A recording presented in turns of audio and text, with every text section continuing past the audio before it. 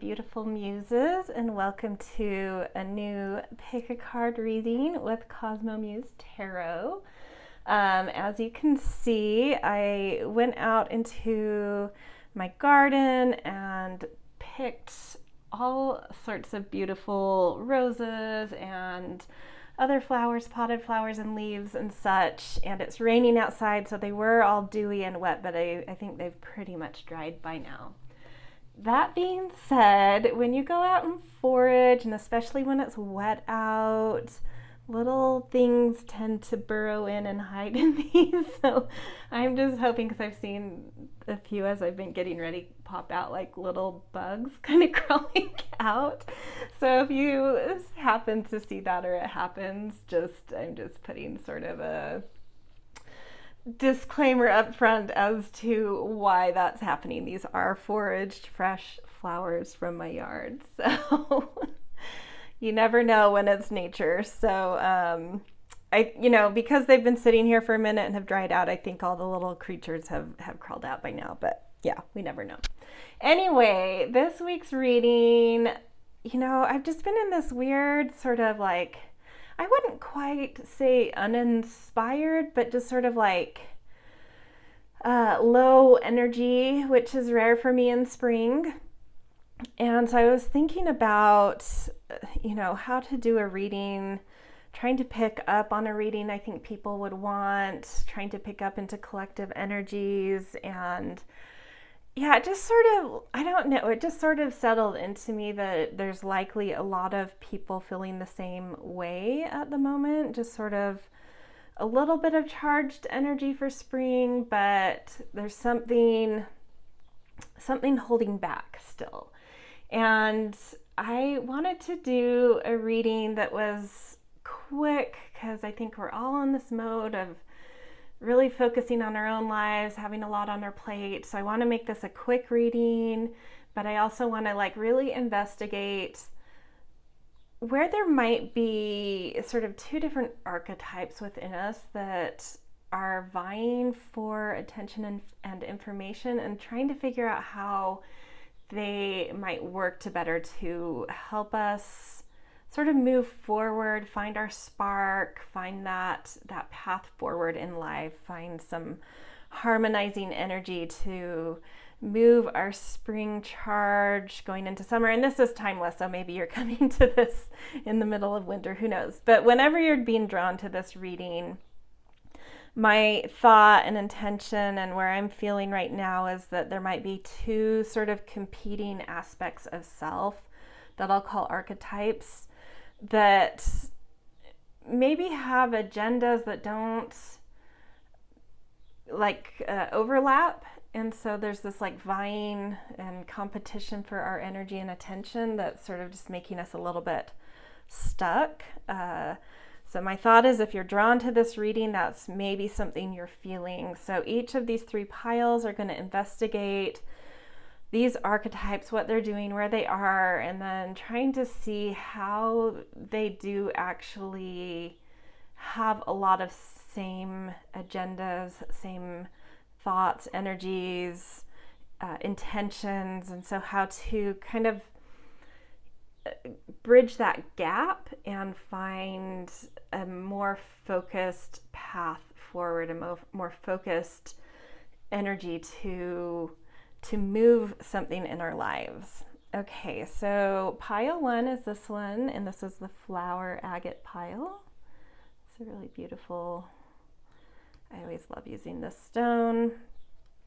And then this vibrant, bright turquoise, which I wanted to bring in some brighter limey leaves to bring that out. And then just a chunk of just sort of raw, clear crystal quartz. Something, really beautiful and clear, but maybe unrefined at the moment. Okay, so I always like to lead you guys in a quick breath before jumping into the piles. So deep breath in, hold at the top, close your eyes, look into the space between your brow, which is the third eye, and then release in a big ah which opens your crown chakra. And if you need to do a couple of those, feel free to pause. And once you are done with that, if you are still deliberating which pile, trying to feel what you're being drawn into, this is a good point to pause and feel into which pile is really calling to you, drawing you in. You could even look at the different flowers or elements. You know, some might have a little crystal above them, the flame, some more purpley stuff. Yeah, so you could be using the numbers 1, 2, 3. You could be using the crystals. You could be using sort of the grouping of flowers above them, whatever it is for you. Okay, so I will start with pile number 1, and for the rest of you, head down to the timestamp to jump to your correct pile. All right, see you in your readings. Hello, pile 1. Welcome to your reading in this. And you guys picked your little flower agate. In this reading, we are going to look at 2 different archetypes that are really potent within you right now. We all have many different selves, but we're going to look at the 2 that are really vying for a lot of your attention and energy and see how they might be able to align and work together in order to better focus your energy instead of feeling a little bit either like split or being pulled in different ways and struggling to focus. So I have 2 piles for each of these. We're going to explore each separately, and then we're going to look at ways in which these groupings that representing these archetypes might harmonize a little better. And for some of these, I may look a little bit in the guidebook if I feel like I need a little bit more insight into them. Okay, so for the first archetype, we have the healer, and it says, passion to serve others by repairing the body, mind, and spirit, ability to transform pain into healing. Okay, so you may be on your own healing journey, looking for your own healing, experiencing your own healing. Oh, look, the sun has come out. That's really beautiful to come up after I turn over the healing card. It's been all rainy and gloomy, and that feels really powerful. Like I do think that there is a lot of, to me, I get that there's a lot of personal healing taking place within you, and that just takes time. It takes, our body has to assimilate things and process things, and things are going on that aren't just in mind and in witnessing and the ahas. There's things that process in our bodies, in our energies, and it just takes time. So this feels like this is really anchoring into you, and it's maybe something you are or are desiring to share with others. You might identify as a healer, but primarily I am getting the impression that the majority of you are going through some sort of healing process, and yeah, some light is shining on that. Beautiful. Then we've got the desert coming in here. So the desert, oh yeah, this definitely solidifies why I was feeling like it's a lot of personal healing taking place. The desert is a place where everything is so exposed. And so even though that makes us feel a little bit vulnerable, and it can make us feel a bit isolated too, to have so much exposure, it is an indication that there is vibrancy, there is flourishing, there is life if you look closer. So the desert has this connotation with feeling a bit of a drought because you've been so exposed. But this is here to say that if you take a closer look, there are ways to survive and thrive in this landscape. But it does show me that you have been really exposing shadows, being able to see more clearly aspects of yourself, aspects of circumstances you've been through, circumstances of others, just really witnessing life with all of the really bright exposure, which allows us to see the darkest part of shadows too. And yeah, just like a lot of downloads, a lot of exhaustion due to that, but the water is near, the light is with you guys. Okay, and then we have with this, look at the bigger picture, full moon in Sagittarius. And I love this kind of arrow pointing up with it.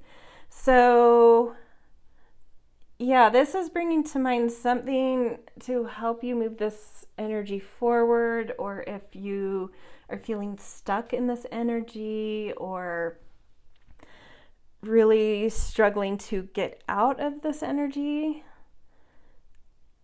if that's wanted. What I'm sensing is with that Sagittarius full moon, which interestingly is tomorrow morning. You know, a Sagittarius full moon happens once a year, so that's interesting. This came up. That means exactly. So the light came out right as this card turned over. I'm realizing the Sagittarius full moon is literally where I am. It's like 6 a.m. tomorrow morning, which will be before I actually post this video. It will have taken place. So when you see this video, I feel like all of these things are already coming into fruition. You're seeing them for what they are, and you are ready to move on. Like the timing is right now for you guys.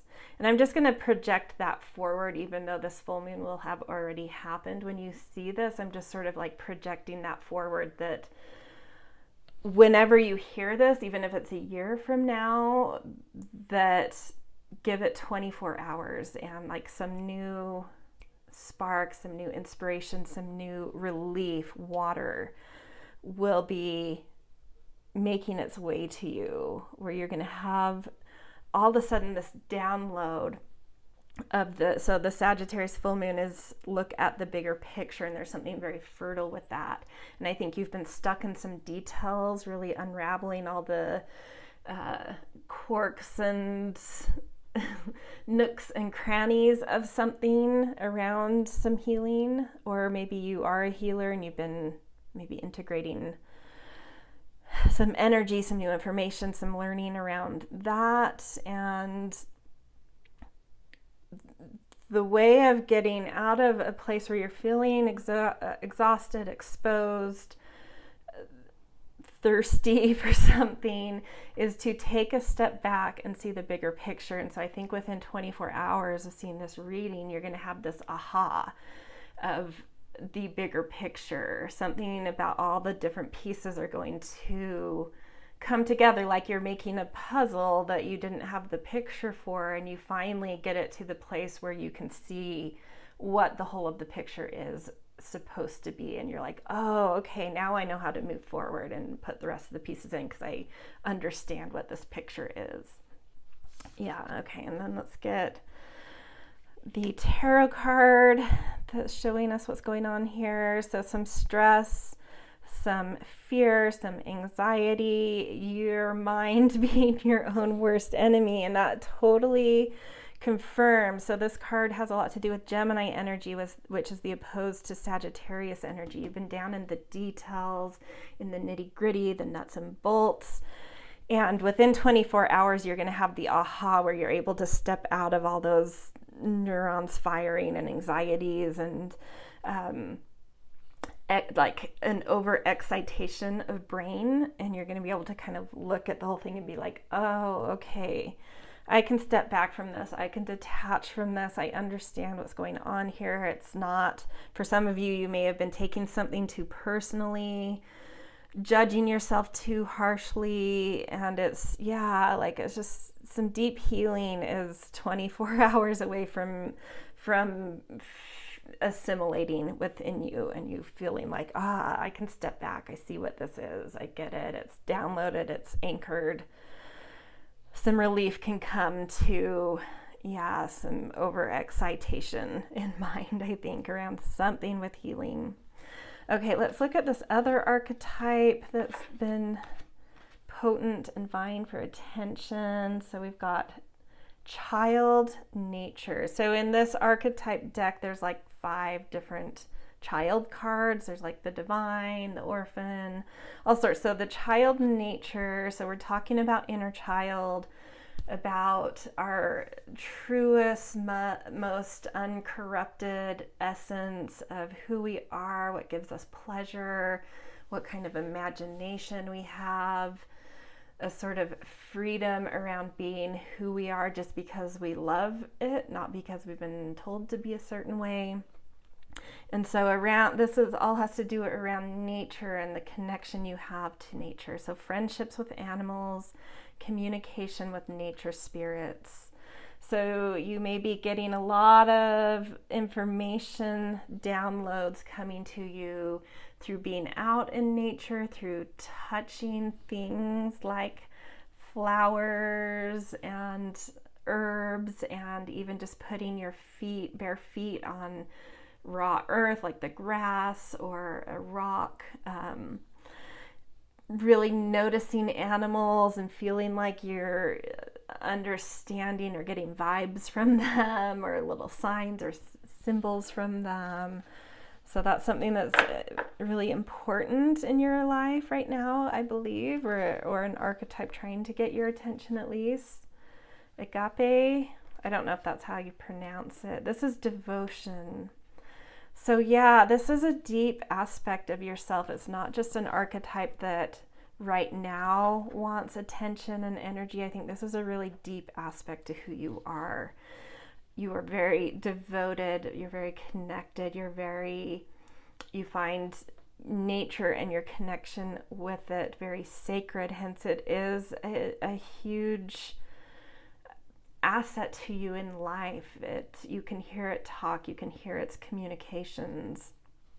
Okay, so yeah, I just think maybe this is something you're trying to reconnect to. Maybe you've not been connected to it in a way that is important to you, and that's calling out for your attention that you need to remember. Maybe like a vow you took before you came to this lifetime of the importance you were going to give nature in informing your life. I'm seeing, like these lines are coming straight the way I've,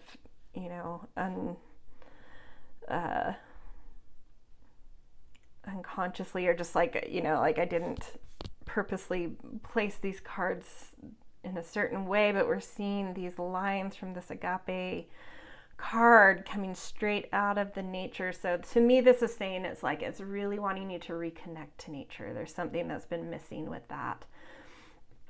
Hence, and by doing that, there's something about your own nature, your own essence that gets restored, that gets revitalized, that is just so you, and maybe it's been given a back seat for a little while, and it's something that's just really asking to be taken more seriously. So then we've got the full moon in Pisces, balance, spirituality, and practicality. So I'm already seeing such a way to connect these two piles, but I'll hold off for just a second so we can give full attention to this specific pile for a second. So Pisces is getting lost in the dream, in fantasy. It is a sign of healing, and the full moon is when something's very fertile, finding its depth, finding its soul around something. So your soul is really calling to this kind of thing. It's you gain cosmic consciousness from your connection to nature and your essence that is so communicatively linked to nature. And so it's a very fertile time for you right now to be connected and to get certain spiritual downloads, which ultimately bring healing, elevate your sense of consciousness. And then the tarot card coming out with this is the Three of Wands, which is so So beautiful. This means gaining a vision that is like fully, gorgeously aligned for your particular sense of self. For it's crossing the threshold into new terrain that is felt very passionately within self and just like very aligned to your particular boundaries and essence. And there's something very healing, fertile that's wanting to come through here. And it's this Agape is just trying to remind you that you know, your essence has such a devotion to this aspect of yourself. And if you can give it attention, some new focus, some new vision is going to come through. And I actually think these cards work beautifully together. These two archetype energies that are vying for attention, that have potentially felt separate from one another, competing, but they aren't. I think by putting yourself in nature, you get back to your own rhythm, you get back to your own essence, which calms this anxiety, which helps you to process whatever you've been processing, to help you to heal from a certain exposure that's made you feel really vulnerable. And it's helping you to detach and see the big picture and understand the healing that's taken place in you, or healing modalities that are trying to assimilate in you that you can now use in your healing practices. So these actually work so beautifully together. And I would start with this nature, get back to your essence, get back to nature, get back to some sort of sacredness and dedication to putting your bare feet on the earth, to touching plants, to using plants, to paying attention to animals, to listening to the wind, to whatever it is. And like all of that is going to give you such a fertility and a sense of healing, which then will help you to assimilate and process all these little details you've been intricately and in a very exposed, vulnerable way processing. Start with getting into your rhythm, and that will just help you to anchor all this, settle it, witness it, and be able to detach and anchor it. All right, beautiful reading. I think, yeah, and like I said earlier in it, like I think you're like 24 hours away from like being like, got it. Yeah, that makes total sense. No biggie. Yeah, 24 hours. I would be interested actually for you guys to step away from this reading and come back in 24 hours and comment on if something sort of downloaded and processed for you by stepping back into nature and recommitting to valuing it as sacred and as part of your own essence. Okay, this is where I'm going to leave you guys. Like I said, short and sweet this time. And if this really resonated with you, a thumbs up really helps my little algorithm. And of course, if you are not subscribed yet, I would love if you would do so and check out more readings from me. All right, see you guys. Hello, pile 2. If this is you guys, you picked the turquoise pile. And this is your reading all about what two, we all have many selves, but what two kind of archetypes are really stepping forward, vying for a lot of your attention, and actually maybe competing for attention, which is distracting you from being focused, making it hard to know how to move something forward, or how to work with your energy to move further into life and feel more comfortable with life and in your skin. Okay, so we're going to look first at these two archetypes. I have 2 piles that are going to kind of bring in some information. One pile about the one archetype, another pile about the other, and then we're going to look at how these might work together to just bring to help them both, because they're taking up so much of your energy, instead of them giving you a push-pull type of feeling, how they can work together to start moving something forward, to share some sort of a goal, to help each other out, whatever it may be. We'll see what comes up. Okay, let's look at the first archetype. We've got Mother, the light attribute, nurturance, patience, unconditional love, joy in giving birth to life. So you may be incubating something right now, whether it is actually being in a mothering role that's taking up a lot of attention and effort in you, or whether it's, that you're incubating like a creative project, or really trying to create more stability in the roots of your life, putting emphasis on home. Maybe you're buying a home, maybe you're trying to make your home feel more organized or comfortable, something, there's something in your life that mother archetype is really pulling at in you. So it could be any of those things that I brought up. Okay, let's look at the mirror. So to me, we're seeing a reflective piece. It's hard to tell from this. It does look like a shard of glass, but at the same time, it also looks like a reflective, like a reflective surface is looking at a reflective surface, like the surface of a still lake or something. So it's like, then you've got the moon, which is, we see because it's reflecting light, which is, the moon and the mother archetype are very connected, but this mirroring thing going on, it could be saying that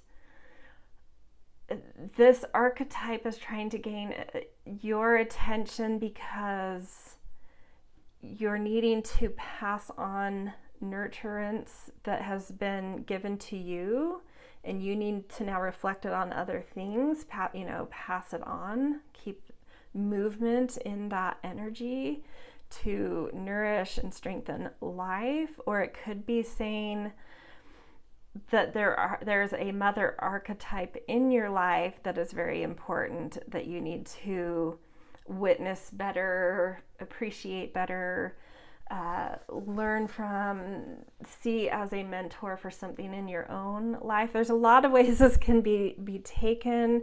It may be saying that you need to better see the mother archetype within yourself when you look in the mirror. So yeah, there's a lot of ways this could be taken. There could be, your own mother or mother-in-law if you're married, or a mother that's in your life, even if it's not your mother, could be just requiring a lot of extra attention from you and efforts from your life at this moment. But whatever it is, there's some reflective element happening around a mother quality in you that's trying to develop, that's trying to figure itself out.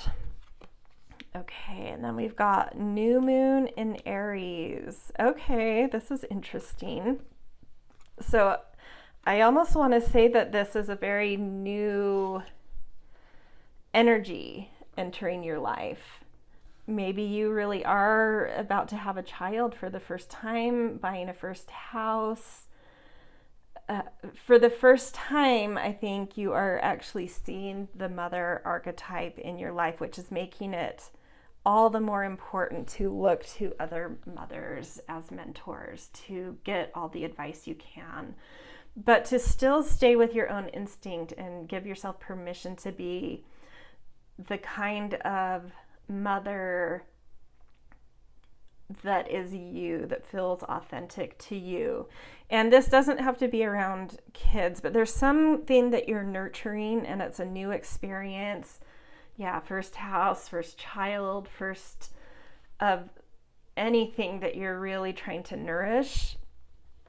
Whatever it is that you're giving this mothering attention to, this incubation attention to, it's a new thing. And so looking towards others to see how others have done it, to see the kinds of experience, to get advice from that lived experience, but still being able to stay really true to you at the end of the day. Being able to lay aside all of those reflections, all of that advice, all of those downloads at the end of the day, and really tap into who you are, hence the way you want to nourish and nurture whatever is coming in here. Okay, Princess of Swords. So, yeah, mentally speaking, there's a brand new value. This is something that you're newly valuing as well. This feels really special and exciting, and I feel like the main message coming through is like, yes, get all the advice, watch others, listen to others, do all that. But at the end of the day, this is you stepping into this, like, to me, this is you newly stepping into a mother archetype in a certain capacity. And it's you that you need to listen to the most, even if everybody else's lived experiences are opposed to how you're feeling about doing something. Trust the new value you're feeling within you. Trust your mind right now. There's something very fresh there. It's very energetic, and you have your own back the most at this moment in terms of being able to do this archetype in the way that you need to do it. I hope that makes sense. Okay, let's look at the second archetype that's really competing for some attention here. Okay, we've got the Don Juan. Spotlight your positive, seductive qualities. So, which is really, these do feel very competing to me. Mothering is much like really nourishing, protecting, and the Don Juan is kind of conquering and seducing and being a little bit sultry, kind of looking for, it's a little bit of a power game there that's exciting and potentially romantic. Okay, let's get a little more information on this. The fault line. Okay. I have some things I could say about that, but I'm actually within this deck not familiar with this, how the book would interpret this card. So I'm going to look really quick at the book's interpretation. And here we go. Just see the fissure, the crack, the weak link. Imagine walking across a frozen lake that begins to crack before your eyes. No matter how optimistic and brave you might be, panic ensues. You become fearful and tense and long for stable ground. Such is the energy of the fault line. It's the energy of walking on eggshells, of precarious dynamics, of sensing what is ready to break open into chaos. It's likely this cracking open is overdue as fault lines develop slowly and naturally from underlying elemental pressures. This card comes from a potent warning not to deny the shakiness that's afoot. It's much better to prepare yourself for change than to walk along the fault line pretending all is well. There is no easy fix for the situation at hand. It requires a foundational shift that alters the current dynamics from the ground up. Okay. I actually very quickly see how these two archetypes might be more related than you're recognizing, but this is absolutely showing that you're about to start a new phase of life, but anytime new order comes in, we have to go through chaos first, and that can be a really hard thing to lean into, except to see as a positive thing.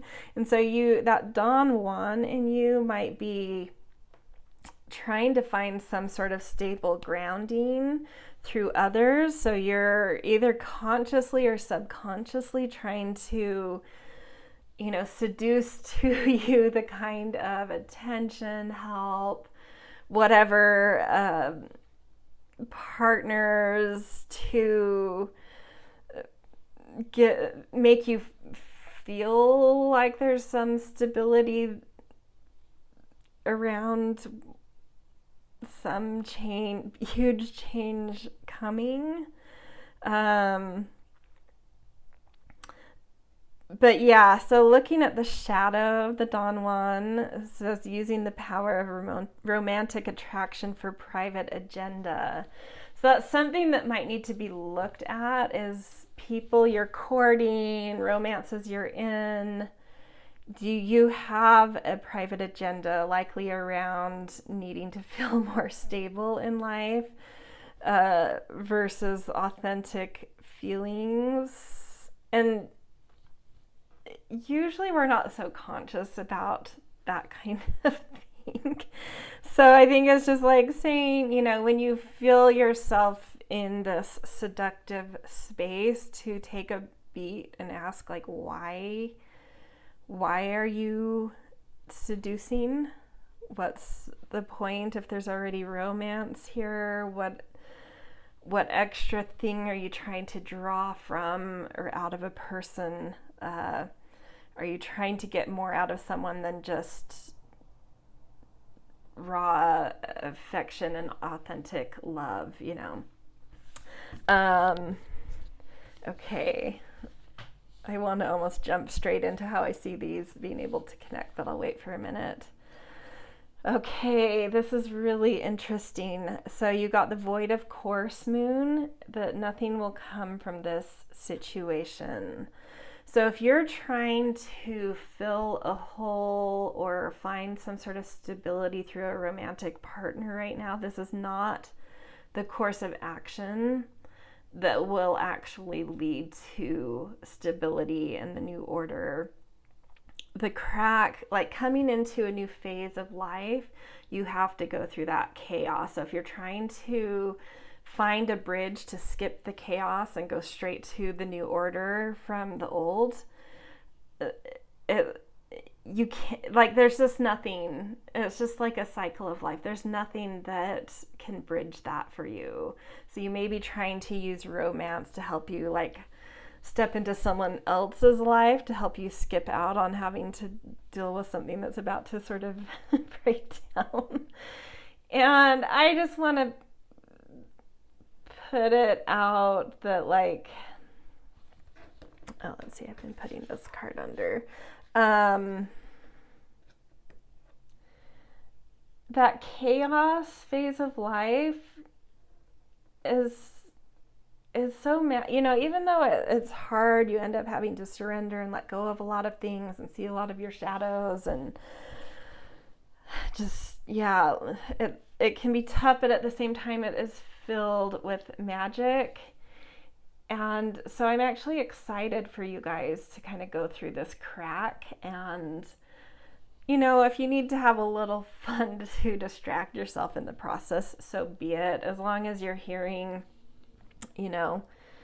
through this, that this isn't going to help you skip a step. But if you need to have fun. It's just be aware that when a new phase is coming, and nothing you do will stop that, and you have to step into chaos before it happens, in order for the new order to come out, the new chapter to be found. We have to go through the chaos to find the new spark. Okay, and then Eight of Swords. Yeah, this totally to me is showing why this sort of seductive romantic energy is coming through you. You feel stuck right now.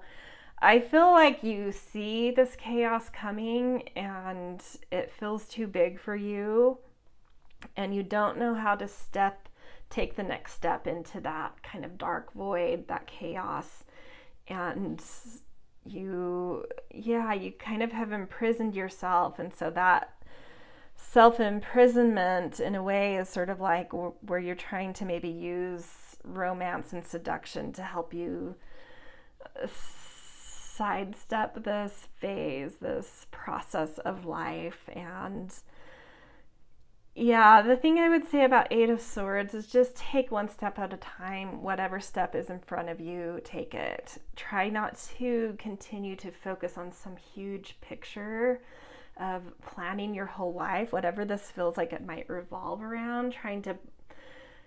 This is like letting go of plans, letting go of trying to see the future, letting go of trying to guess at what the next step is. Not the next step, but the next chapter is in as a way to avoid the chaos and the crack. I feel like you're trying to envision something that is not ready to be envisioned, and so you're trapped and you're trying to maybe attach to others to sidestep this. But this is saying just one step at a time. If you need distractions and to have fun, so be it, but don't depend on a romantic person at this point to save you from some sort of chaos about to come in, and accept the chaos as beautiful and exciting and filled with magic, even though it is also maybe filled with some surrendering and letting go of certain things. So the way I'm seeing these two things working together and fighting is that mother aspect of you, that mother archetype. There is something in your life that is Russian new, that you are grounding and anchoring and setting up roots in some way in your life. And then there's another aspect of life that is crumbling at the same time. And so I could see how these two things might be really confusing, because I think they do come from very polar aspects of your life. Like something is really fertile and nourished and something is dissolving at the same time. And I think how these can work together is just to value whichever area of your life is fertile, to use that instead of potentially using, I'm not saying don't have some romance and some distraction, but if you're needing to feel anchored and stable and secure in your life, look to the thing that you're mothering, not to a romantic partner. And that will give you some relief from the area of your life that is sort of in this dissolving place, or you can tell it's about to. There is an area of your life that is very fresh, that is very fertile, that is really beautiful and new, and focus and understand you have stability in this, and when you need to feel stability, to lean into this. And just be brave about this other area that might be dissolving, that is clearly has you in some mind traps. Yeah, it's just like, it's really funny. It's like there's some polar things happening in your life where there's a new, fertile, fresh, grounded, anchored thing coming in and something else dissolving. And it's okay. It's okay to have one area of life thrive and another area of life go through some massive changes that feel catastrophic, even though they usually are not. There's always opportunity in catastrophe. Not that I'm saying there's a catastrophe here, but chaos can feel that way. So yeah, when you need to feel some stability, lean into this. Recognize that a romance or a romantic partner isn't going to save you from whatever this dissolving chaos energy is, which will lead you to a new threshold. You just have to go through it.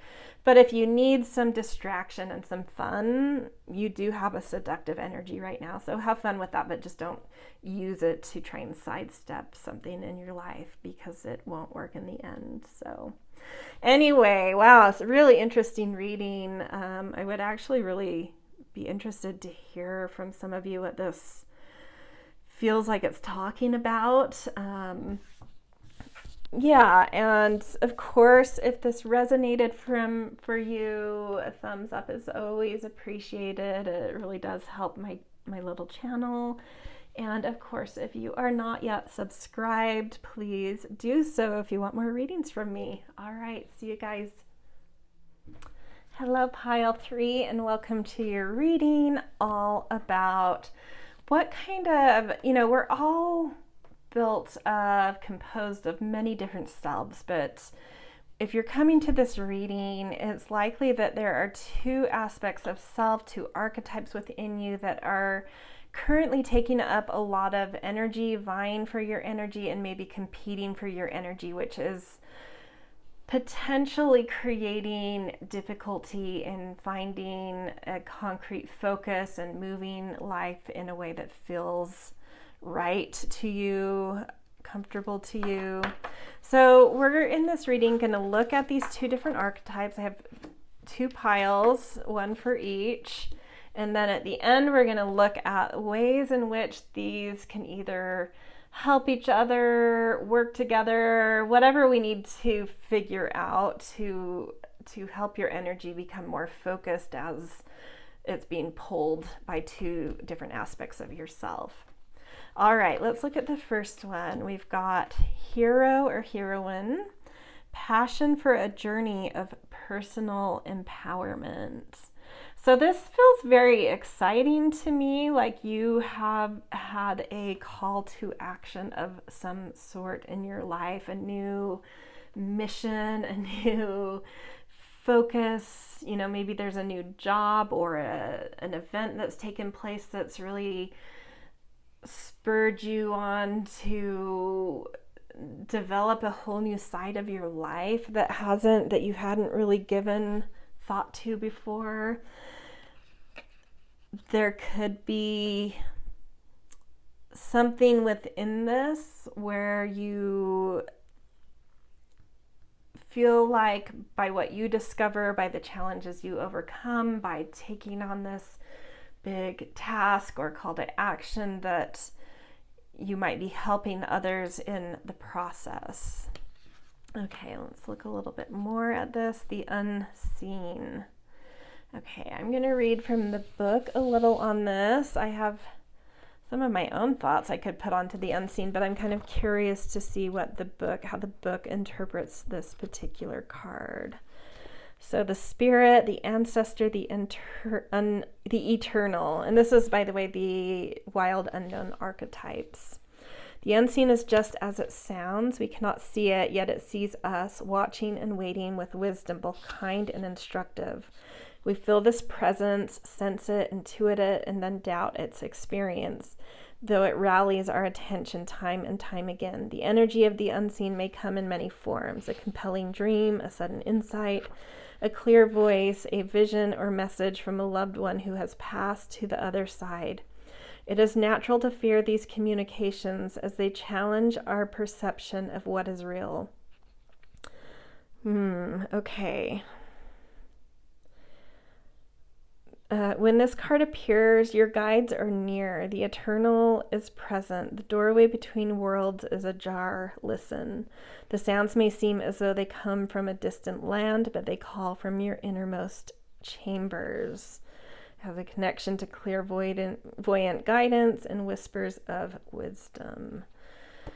So to me, this is indicating that this journey for personal empowerment might have a lot to do with developing your intuition, a connection to some sort of spirituality, to understanding a more feminine side of life, to understanding the nature of darkness as maybe a fertile thing, and an understanding that light can be found in the dark, so a courage to be able to go into darker things and feel confident in your ability to be there and find your way out.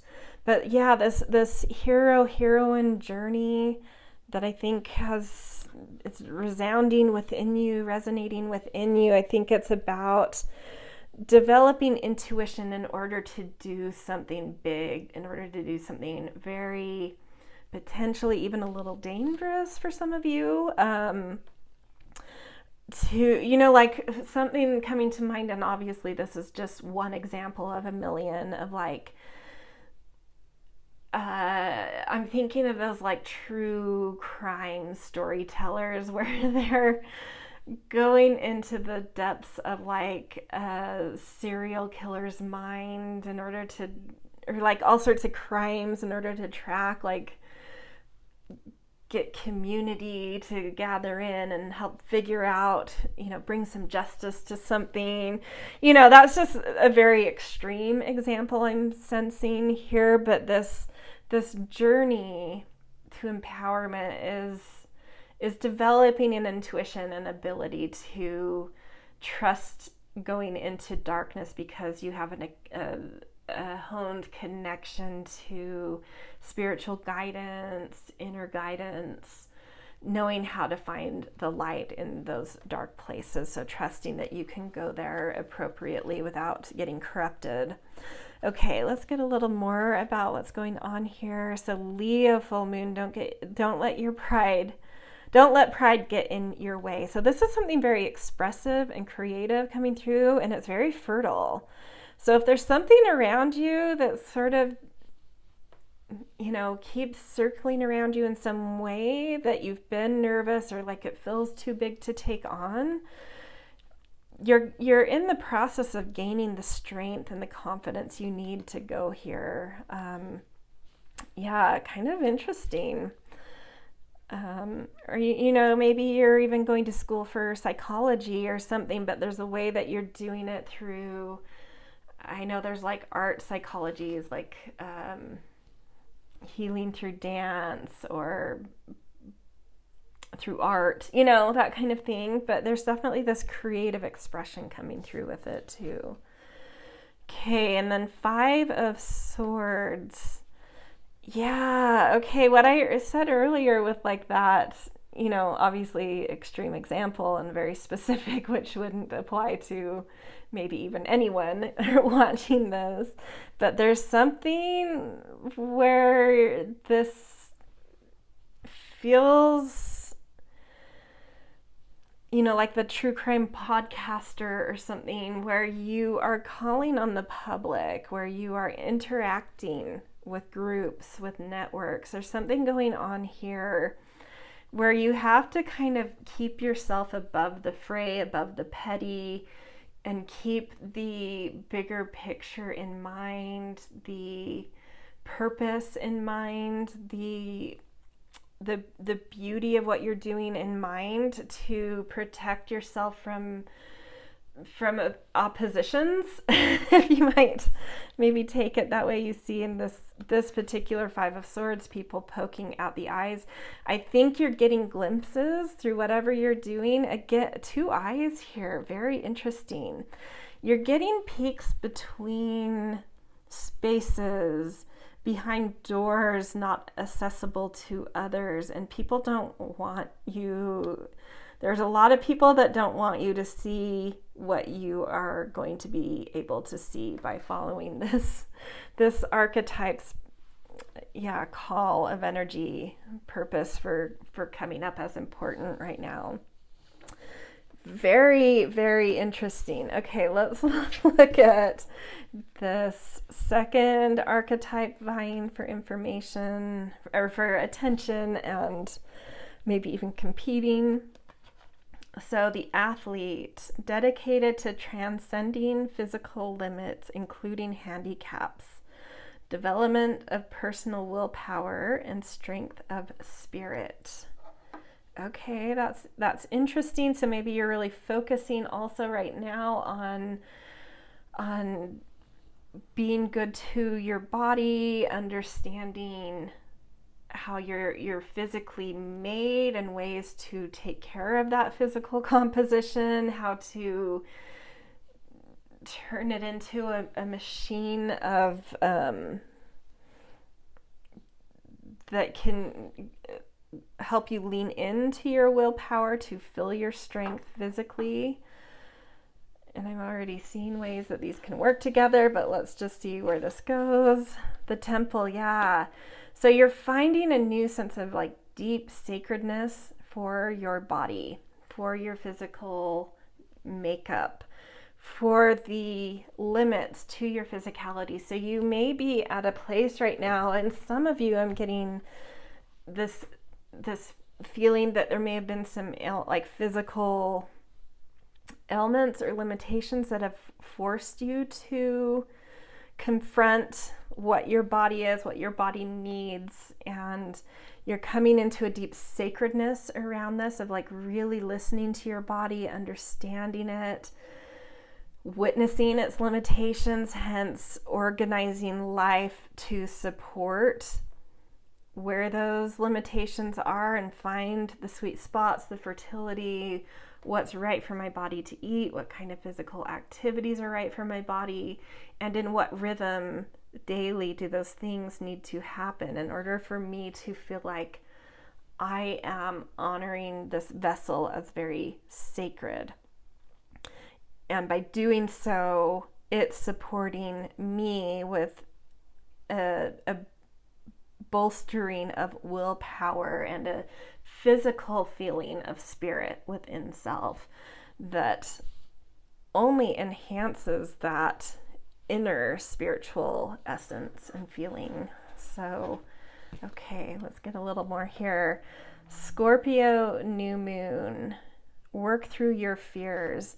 Yeah, like I was saying, I think a lot of you maybe have been through some physical challenges, and you've had to do a lot of investigation, a lot of deep work, a lot of contemplation, a lot of research, a lot of pain and trauma potentially. But this new moon in Scorpio is indicating that you're really getting it now. You're really getting the psychology behind your body, the depth behind your physical makeup, and knowing how to empower it, how to put new processes in place to completely and fully empower and unleash your life force and support your life force. And some of that, there is that mind, body, spirit connection. So some of this may not even be 100, I don't think this is a 100% physical thing, although the emphasis is on the physical. I think maybe you've also recognized certain other limitations spiritually, mentally, emotionally that have been showed to you through physical symptoms that you've had to investigate. And so knowing other limitations just in general about where your thresholds are emotionally, spiritually, mentally, hence symptoms physically. And I think maybe whether you have or not, it's worth looking at certain physical symptoms you've had as clues to some limitations you're not respecting in one of those other areas. But overall, yeah, there's this archetype of the athlete is just really helping you to support your physical body, to make it the best vessel, the most sacred vessel possible, in order to really enhance, just personal empowerment, willpower, and strength of spirit, as it says here. Okay, last card on this, Eight of Wands. So this is happening really quickly. I think this, whatever work, energy, focus, emphasis this archetype has been calling for in your life is, I think, really coming together. So we've got a new moon, Scorpio new moon, all about new sense of empowerment coming through. And then the Eight of Wands, which is like new projects landing, things landing very quickly, being able to put ideas and projects into motion and functioning out in the world. So I think you've downloaded a whole lot of information about this. I think you've already done all the work of understanding your physical vessel, respecting it, and now some work and some rhythms and some sacredness you've put into this is really starting to move with beautiful trajectory in very multitudinous and dynamic ways. So this feels much more like an exciting thing, and this one feels like there could be some fear around this one, even though it's also got, it's got the Leo full moon, so something very fertile. Whew, yeah. So ways I see these working together or being able to support each other in order to focus on goals is, yes, like have some sort of, taking care of your body first and foremost, continuing with any wellness, physical wellness rhythms, rituals, routines you've put in place that really support you physically and make you feel strong physically. I feel like foundationally, this is something, an emphasis, an everyday thing that becomes part of your everyday ritual, no matter what else is on the plate. Like, work to really incorporate this as something you don't even have to think about, that doesn't have to vie for energy and attention. Like, this needs to be woven into the fabric of your life where it's just second nature. And you have, like, to me, I think you have all of the seeds of knowledge you need to do this. So just continue to weave this into daily ritual, which will free up some archetypal space, vying for attention, to step into this new journey of the unseen, to be able to step into giving your creative energy to whatever this is, where you're developing a connection to the spiritual, to your intuition, to ancestors and mysteries, and expressing something through this that a lot of people are going to see, but protecting yourself. And I think that also feeling physically strong will help you to withstand those who don't want you to see what you're trying to see, or that are criticizing it or gaslighting you for it.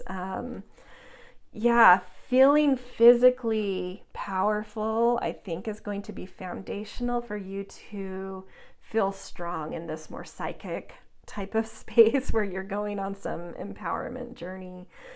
Ultimately, both of these have to do with empowerment in a really big way, physical empowerment and some kind of spiritual detective-y empowerment that's also creative at the same time. They're both needing your attention right now, but I don't see how they should conflict in any serious way. I think this is more about daily, weave it into the fabric of your life, make it second nature.